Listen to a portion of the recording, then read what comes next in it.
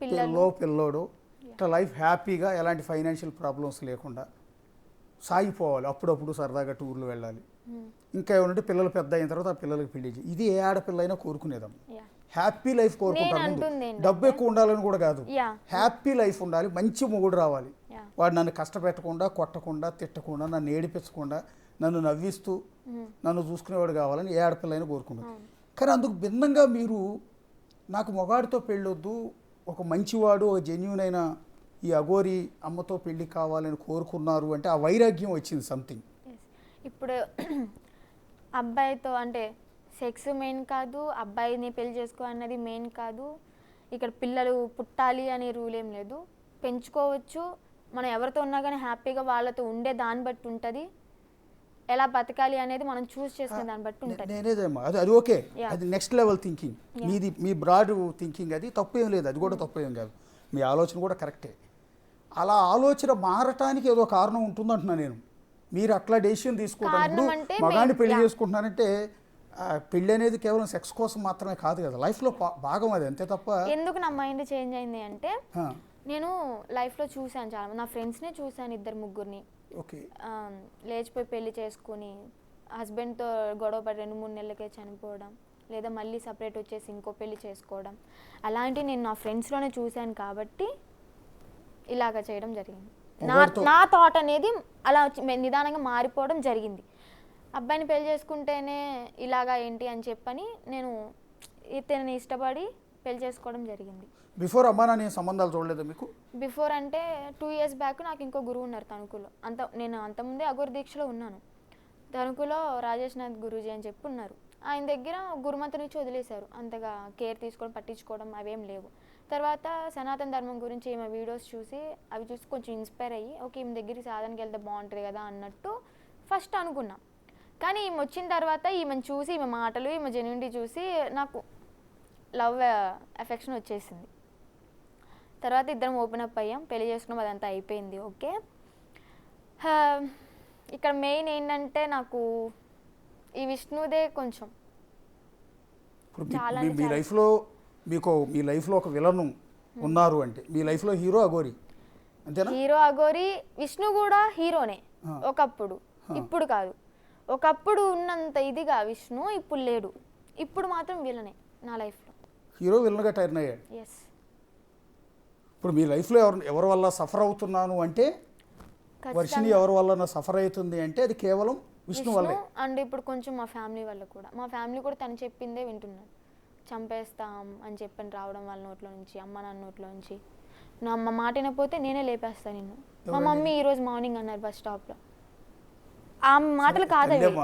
Okay తల్లి, కానీ చిన్నప్పటి నుంచి చూస్తున్నాను ఆమె మాటలు ఎలా ఉంటే నాకు తెలుసు, ఆమె మాటలు కాదవి. క్లియర్గా నాకు అర్థమైపోయింది. మీ అమ్మకి నువ్వంటే చాలా ప్రాణం అమ్మ, ఎందుకంటే మన మాటలను బట్టి నాకు అర్థమైంది.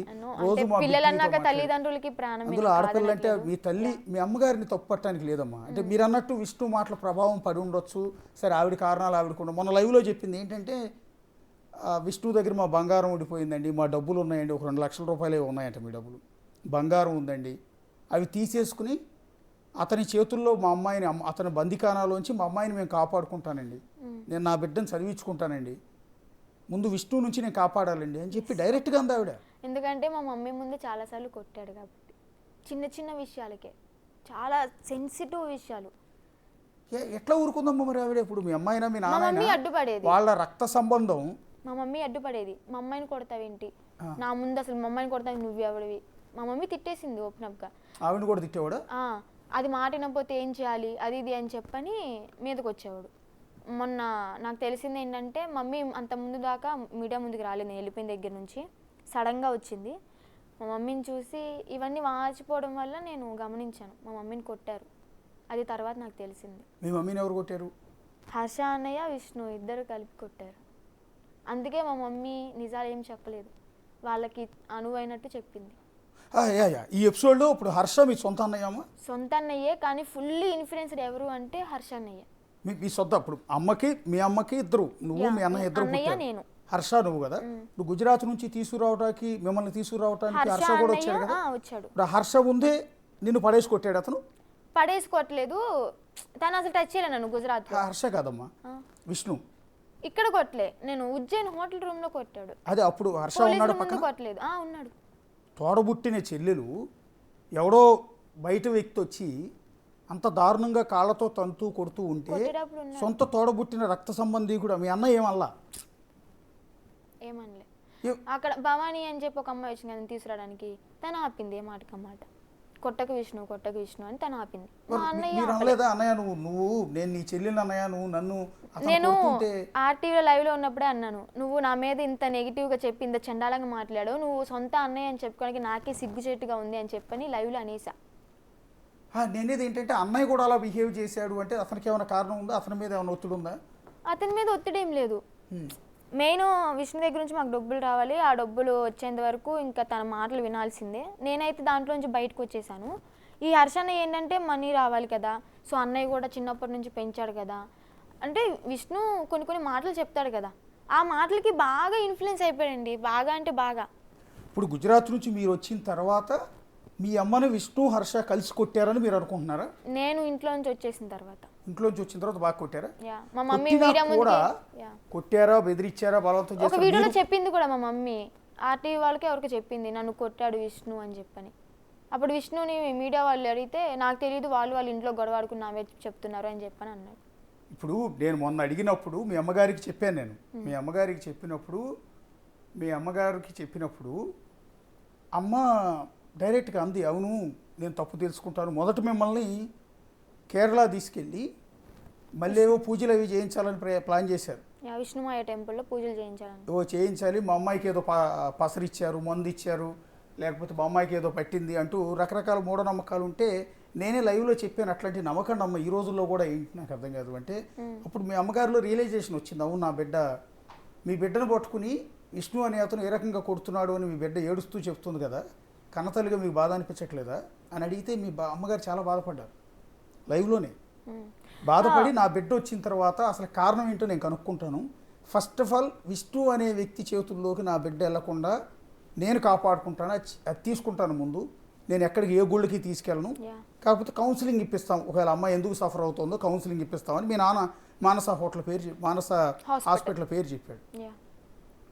తీసుకెళ్లారు, మందులు ఇప్పించారు. ఓకే, ఇక్కడ మీ అమ్మ కూడా ఆపలేదా? మా అమ్మ ముందు కూడా కొట్టాడు. ఎప్పుడంటే తను లేడీ దగ్గర వచ్చినప్పుడు వెళ్తున్నా అన్నాను కదా, విష్ణు అన్నయ్య బండి వేసుకెళ్ళిపోయాడు. అప్పుడు బండి లేదు ఇంట్లో, ర్యాపిడో బుక్ చేసుకున్నా.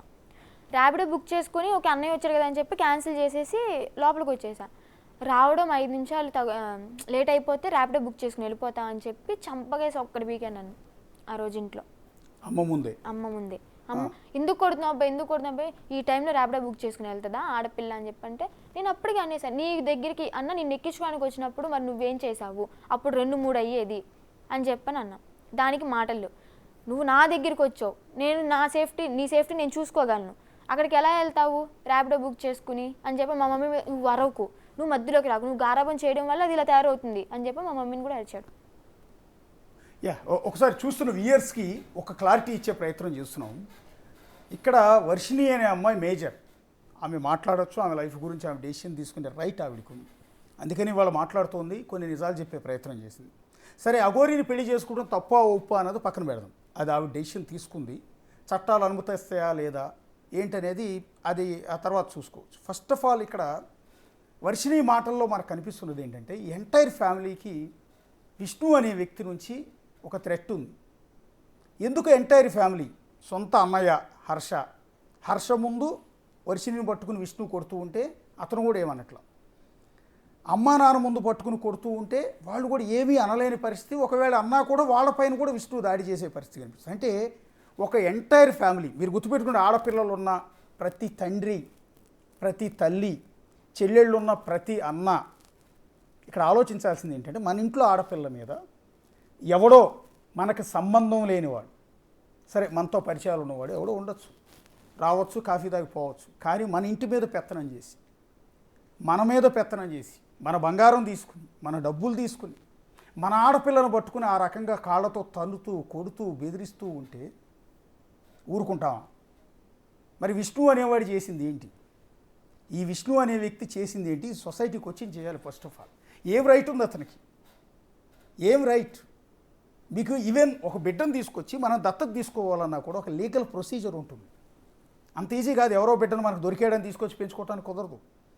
లేకపోతే ఎవరికో పిల్లలు ఉన్నారు వాళ్ళు ఇస్తానంటే తీసుకొచ్చి పెంచుకోవటానికి కూడా కుదరదు. చట్ట ప్రకారం అనుమతి తీసుకోవాలి.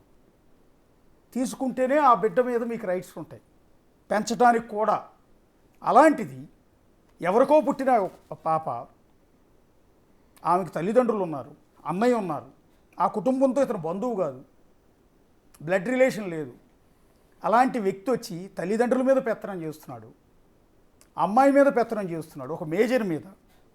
పెళ్ళిడికి వచ్చిన ఒక ఆడపిల్లని పట్టుకొని ఇంత దారుణంగా కొడుతుంటే మీరందరూ ఊరుకుంటారా? ఒక్కసారి క్వశ్చన్ చేయండి. టీవీ చూస్తున్న జనం మొత్తం కూడా, యూట్యూబ్లో చూస్తున్న ప్రతి ఒక్కరూ మిమ్మల్ని మీరు ఒకసారి సెల్ఫ్గా క్వశ్చన్ చేసుకోండి.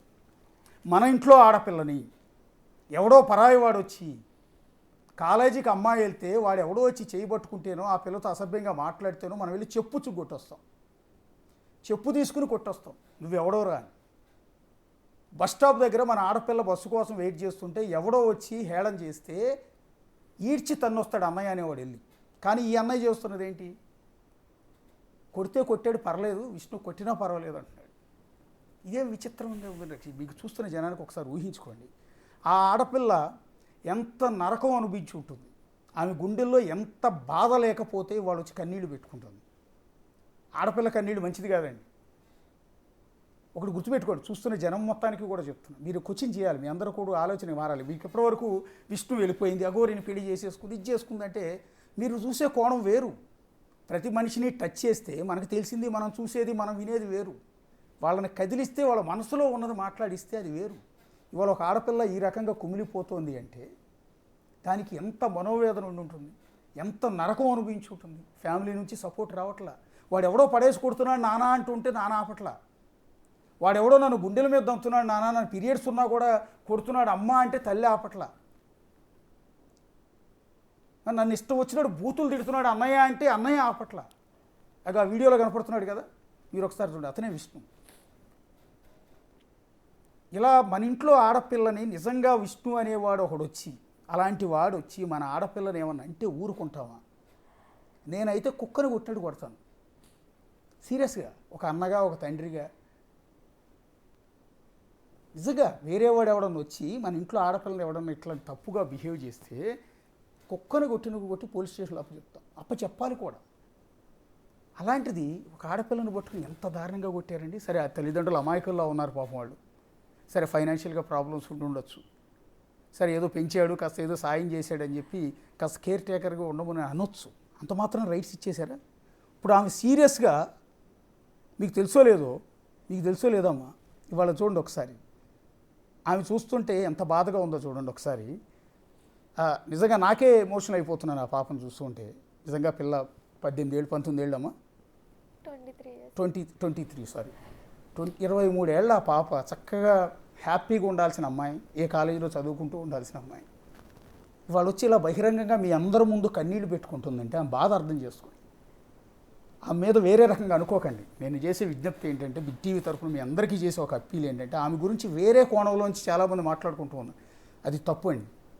ఆమె నరకం అనిపిస్తుంది. ఒక బాధితురాలు ఆవిడ చాలామంది వల్ల నష్టపోయిన, నరకం అనిపిస్తున్న బాధితురాలు ఒక ఆడపిల్ల. ఆ కోణంలోంచి చూడండి. మీ అందరి ఆలోచన మారాలి, మనందరి ఆలోచన మారాలి. ఆడపిల్ల అనగానే రకరకాలుగా కామెంట్ చేసేస్తూ ఉంటాం, యూట్యూబ్లో ఇష్టం వచ్చినట్టు చిల్లర కామెంట్ చేసేస్తూ ఉంటాం. అది కాదండి. ఆడపిల్ల లోపల ఉండే ఆ బాధ ఉంటుంది, అది కనుక మీరు కాసేపు మాట్లాడితే ఆ లోపల ఉన్న బాధ అంతా మనం చెప్పుకునే ప్రయత్నం చేస్తాను. నేను మొన్న వాళ్ళ అమ్మని అడిగింది అదే, అమ్మ మీ కూతురు రాగానే ఒక్కసారి ఒళ్ళో పడుకోబెట్టుకోమా, గుండెలు హత్తుకుని ఏం జరిగింది తల్లి అని చెప్పి మెడమే చేసి హగ్ చేసుకుని అడిగితే చెప్పుద్దామా, కాసేపు ఏడ్చి చెప్పాలనుకున్నంత చెప్పుద్దామా. ఆ తల్లి అంటే నేను నిజంగానే వచ్చిన తర్వాత పాపం తీసుకెళ్దాం అనుకున్నాను, కానీ ఆ తల్లిని కూడా బెదిరిస్తున్నారు అనేది ఇప్పుడు మనకి లేటెస్ట్గా అర్థమవుతుంది. ఇప్పుడు ఫైనల్గా ఒక్క మాట అమ్మా, నేను ఏమంటానంటే, ఇప్పుడు మీ లైఫ్ ప్లానింగ్ ఏంటమ్మా? నా లైఫ్ ప్లానింగ్ ఏంటంటే, ఇప్పుడు నేను అఘోరమ్మతోనే ఉంటాను, ఆమెతోనే ఉంటాను. ఇంకా నా సహజీవనం మొత్తం ఆమెతోనే. అమ్మ నన్ను చూడాలనిపించినప్పుడు వెళ్తాను, చూస్తాను. దయచేసి అమ్మ నాన్న ప్లీజ్ నన్ను అర్థం చేసుకోండి. అంటే ఒక కూతురులాగా మీకు నేనేంటో తెలుసు, అర్థం చేసుకొని ఒప్పుకుంటా అని చెప్పి అనుకుంటున్నాను. విష్ణు మాటలు వినకండి ప్లీజ్. నీ కూతుర్ని నమ్మండి. నీ కూతురు